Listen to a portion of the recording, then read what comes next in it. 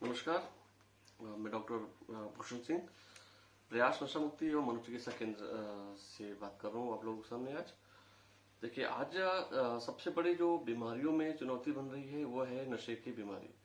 नशा और मानसिक बीमारी जो समाज में बहुत ज्यादा चुनौती बनी हुई है। ऐसी स्थिति में इसके विषय में जानकारी या लोगों को कम है, या अपन ऐसा कह सकते हैं कि लोग इसके बारे में लोग ज्यादा सतर्क नहीं हो पा रहे हैं या नहीं है, जिसकी वजह से इसकी बीमारी, चिकित्सा, रोकथाम में इसकी समस्याएं उत्पन्न हो रही है। जैसे कि आज हम बात कर रहे हैं नशे के विषय में और नशा मुक्ति केंद्र के चयन के विषय में हम आज बातचीत करेंगे। सभी को पता है कि एक नशा एक मानसिक बीमारी है, जिसकी वजह से हमारी सोशल लाइफ डिस्टर्बेंस हो जाती है, ऑक्यूपेशनल लाइफ डिस्टर्बेंस हो जाती है, पर्सनल लाइफ डिस्टर्बेंस हो जाती है। लेकिन ये सब जानते हुए भी कहीं न कहीं हम इस नशे के जो दुष्प्रभाव है उसको समझते हुए भी हम नशे की जो लालसा है, नशा करने की प्रवृत्ति है, उस पर हम कंट्रोल नहीं कर पा रहे। इसका मुख्य कारण मैं जो समझता हूँ ये है कि इसके विषय में लोगों को पर्याप्त जानकारी न होना, इसके जो साइड इफेक्ट्स है उसके बारे में लोगों को गंभीरता से न लेना। हालांकि इस पे भारत शासन अपने अनुसार समय समय पर जागरूकता अभियान और विभिन्न प्रकार के जागरूक करने के लोगों के लिए जो संसाधन है वो जुटा रही है और लोगों को अवेयर करने की प्रक्रिया भी कर रही है। जैसे आप लोगों ने देखा होगा, सिनेमा हॉल में जब हम जाते हैं तो सबसे पहले नशे के साइड इफेक्ट वाले वीडियो को चलाया जाता है, जबकि इसमें से बहुत सारे लोग ऐसे होते हैं जो हॉल में बैठे हुए होते हैं, वो नशा तो करते हैं, देखते भी हैं और समझते भी हैं, लेकिन कहीं न कहीं उस चीज को स्वीकार नहीं कर पाते। दिमाग में मानसिकता एक ही बनी हुई होती है कि नहीं, ऐसा हमारे साथ नहीं होगा। लेकिन क्योंकि हमारा आज विषय है नशा मुक्ति केंद्र की, क्योंकि आज निरंतर समाज में नशा मुक्ति केंद्र खोले जा रहे हैं, क्योंकि कहीं न कहीं इसकी उपयोगिता बढ़ती जा रही है। या फिर हम ये कहें कि पहले की तुलना में आज लोगों को नशा छोड़ने के लिए प्रेरित करना ज्यादा आसान हो रहा है, या ज्यादा लोग प्रेरित हो रहे हैं, जिसकी वजह से नशा मुक्ति केंद्रों की आवश्यकता समाज में बढ़ने लगी है। लेकिन जब हम बात कर रहे होते हैं नशा मुक्ति केंद्र में के विषय में, तो काफी लोगों का नशा मुक्ति केंद्र से पुराना, या हम कह दें कि पूरा अनुभव भी रहा।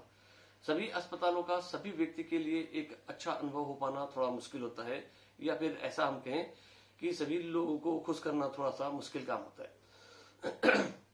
जैसे कि नशा एक मानसिक बीमारी है, तो जाहिर सी बात है मरीज इसमें मरीज इसमें खुद छोड़ने का इंटरेस्ट नहीं लेता, या मरीज खुद छोड़ना नहीं चाहता, क्योंकि वो पूरी तरह से साइकोलॉजिकल या पैथोलॉजिकल उसके दबाव में आ चुका है, नशे के गिरफ्त में फंस चुका है। तो मरीज को हमेशा यही लगता है कि मैं जब चाहे जब इसको छोड़ सकता हूँ, या मैं एडिक्ट नहीं हूँ। जो सामान्य सा सवाल होता है मरीज का नशे के विषय जब हम बातचीत कर रहे होते हैं या साइकियाट्रिक इंटरव्यू कर रहे होते हैं, उसमें मरीज का एक ही कहना होता है कि नहीं साहब, मैं इतना एडिक्ट नहीं हूँ कि मुझे भर्ती कराया जा सके या करने की आवश्यकता पड़े। लेकिन अगर हम लगातार लंबे समय से किसी भी मादक पदार्थ का या कुछ ऐसे सब्सटेंस का उपयोग कर रहे हैं जो हमारे शारीरिक स्वास्थ्य के लिए या मानसिक स्वास्थ्य के लिए घातक है, तो हमें उसको तुरंत तत्काल प्रभाव से रोक देना चाहिए या बंद कर देना चाहिए। सवाल आता है कि बहुत सारे नशा मुक्ति केंद्र खुल रहे हैं, इसका सीधा सीधा जो संबंध है ये आपकी बीमारी से है, क्योंकि जितनी ज्यादा गंभीरता से बीमारियां बढ़ेंगी, लोगों को जितनी ज्यादा आवश्यकता होगी अस्पतालों की, उतनी ही अस्पताल निरंतर खुलते जाएंगे और बनते जाएंगे।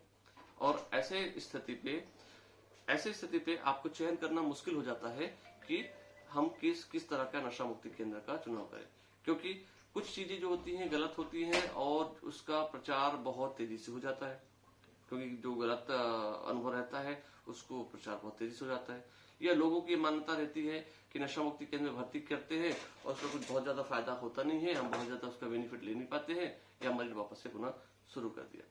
तो आज हम इस वीडियो के माध्यम से समझने की कोशिश करेंगे, कि मैं आपको बताने की कोशिश कर रहा हूँ कि हमें किसी भी व्यक्ति को नशा मुक्ति केंद्र में भर्ती करने से पहले किन किन चीजों को सावधानी से तय कर लेना चाहिए।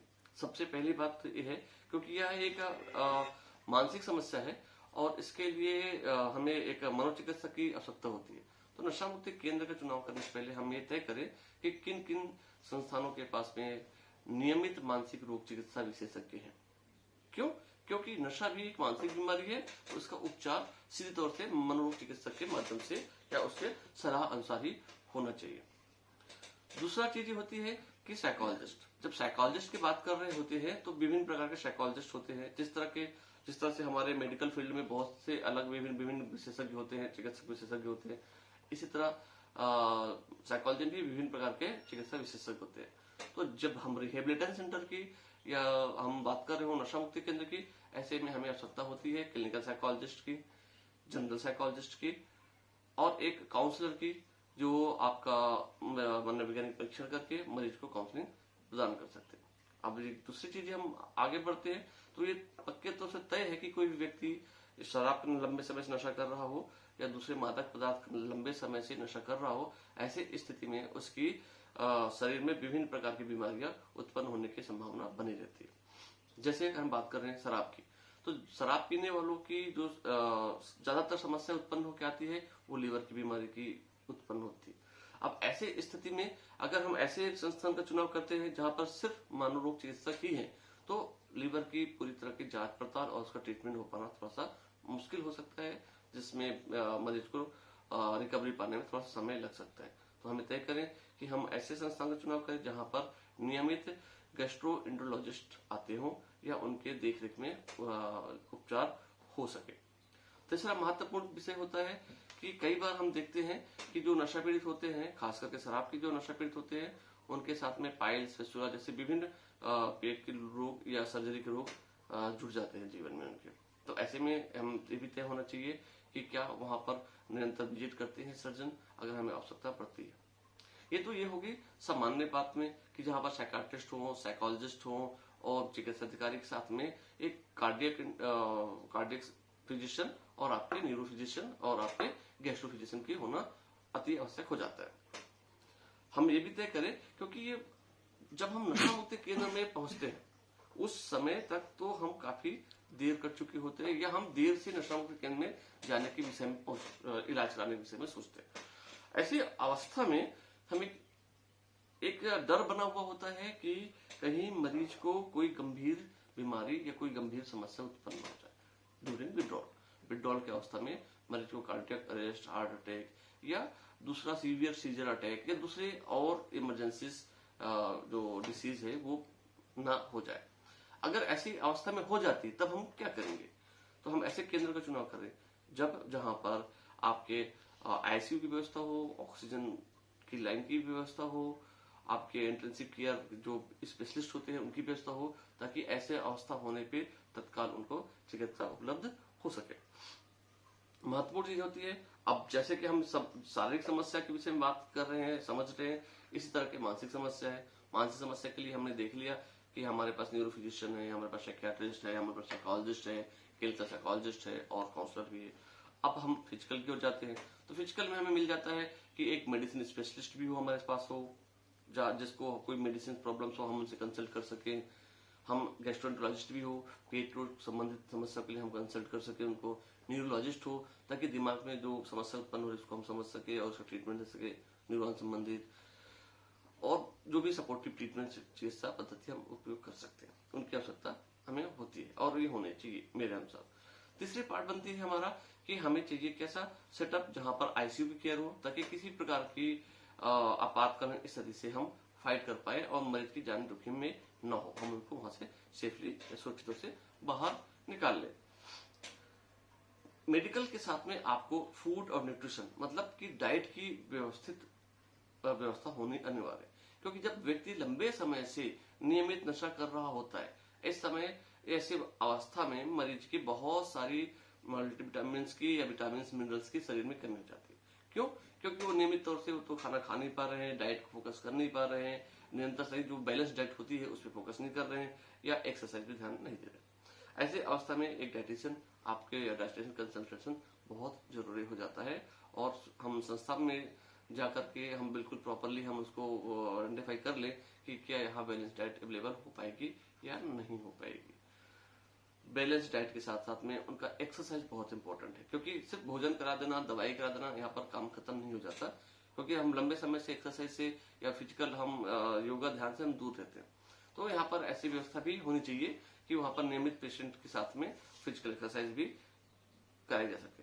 आप फिजिकल एक्सरसाइज की जब बात कर रहे होते हैं तो ऐसी अवस्था में हम रेंडम नहीं कर सकते फिजिकल एक्सरसाइज। बहुत सारे मसल्स होते हैं, हमारा मसल्स वीक होता है, हमारे बॉडी में प्रोटीन की कमी होती है, मिनरल की कमी होती है, तो सडनली कुछ स्पाज्म होने की या कुछ दूसरी कॉम्प्लिकेशन होने की संभावना हो जाती है।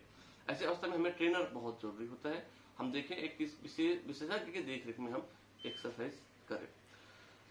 इसमें कोई संदेह नहीं है कि योगा और मेडिटेशन नशा मुक्ति के कार्यक्रम में बहुत महत्वपूर्ण भाग अपना रोल अदा करते हैं। तो ऐसी अवस्था में हमें ये देखना और जानना जरूरी है कि योगा और मेडिटेशन आपके ट्रेंड स्टाफ के द्वारा या क्वालिफाइड टीम के द्वारा ही इनको परफॉर्म किया जा रहा है। इन सभी बातों के साथ साथ में हमें ये भी देख लेना चाहिए कि हम साफ सफाई की व्यवस्था क्या है, क्योंकि हाइजीन बहुत इंपॉर्टेंट है। ऑलरेडी जो हमारे एडिक्ट पेशेंट होते हैं उनकी इम्यूनिटी बहुत कमजोर होती है। ऐसी अवस्था में दूसरी बीमारी या कोमॉर्बिड डिसीज होने की संभावना ज्यादा बढ़ जाती है। तो एक साफ सफाई की व्यवस्था, हाइजीनिक व्यवस्था भी हमें बहुत महत्वपूर्ण रोल तय करते हैं हमारे ट्रीटमेंट में। अब हम आगे बात करते हैं इसको निरंतर किसी भी चीजों में मेडिकल ऑफिसर्स की देखरेख से लेकर के अलग अलग चीजों को हम तय कर लेते हैं, पैरामीटर्स तय कर लेते हैं। इंपॉर्टेंट आजकल जहां तक सुनने में आता है कि नशा मुक्ति केंद्रों में एक व्यवस्था होती है कि मरीज से ना मिलने देने की या मरीज से मांगे जाने पर छुट्टी ना करने की। यह आवश्यक तो नहीं है, जरूरी हो सकता है, लेकिन यह कोई प्रोटोकॉल नहीं होता। क्योंकि कई बार ऐसे हमें देखने को मिलता है कि जब हम परिवारजन के साथ में रहते हैं तो हमारा हौसला ज्यादा बढ़ जाता है नशे से लड़ने के लिए।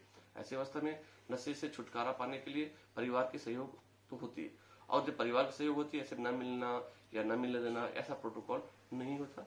हम कोशिश करें कि क्या मरीज उस समय कंफर्टेबल है या उसके फैमिली मेंबर कंफर्टेबल है मरीज से मिलने की, बात करने की। एक सभी संस्थाओं का अपना अपना प्रोटोकॉल नियम होता है। उस नियम के तहत समय से पे मरीज से मिलना, काउंसलिंग में भाग लेना, पार्टिसिपेट करना, ये भी नितांत आवश्यक होता है। इसके साथ में मेडिसिन और सारी प्रक्रिया जो सपोर्टिव ट्रीटमेंट प्रक्रिया होती है उसको हम बराबर से देख लेना चाहिए कि हम जाकर के किसी संस्था में मरीज को हम भर्ती कराने से पहले पूर्ण रूप से सभी सुविधाओं को जो आपको आवश्यक है, जो आपको लगता है कि यह मरीज के लिए आवश्यक हो सकती है, चाहे वो मेडिकल फैसिलिटीज हो या फिर आपके भोजन संबंधित न्यूट्रिशन संबंधित फैसिलिटीज हो या आपके विजिट संबंधित फैसिलिटीज हो। ये प्रॉपरली चेक करने के बाद ही आपको मरीज को वहां पर एडमिशन या दाखिला देना चाहिए। कई बार ऐसा भी देखने को मिलता है कि मरीज के साथ में कुछ कानूनी समस्याएं होती है। तो ऐसी अवस्था में हमें अपने जो भी एडवोकेट होते हैं या हमारे जो कानून के जानकार होते हैं उनसे संपर्क करके बातचीत करने के बाद ही हमें मरीज को दाखिल करना चाहिए, ताकि किसी भी कारण से बीच में अधूरे उपचार के दौरान हम पेशेंट को डिस्चार्ज न कराएं। इसका बहुत सारे साइड इफेक्ट भी हो सकते हैं। ये हम आज चर्चा कर रहे थे नशा मुक्ति केंद्र के चुनाव के विषय में, और अगले वीडियो में हम चर्चा करेंगे कि हमें किन किन सावधानियां रखना चाहिए ट्रीटमेंट दौरान में और मरीज को किस परिस्थिति में डिस्चार्ज कराना चाहिए। जी नमस्कार।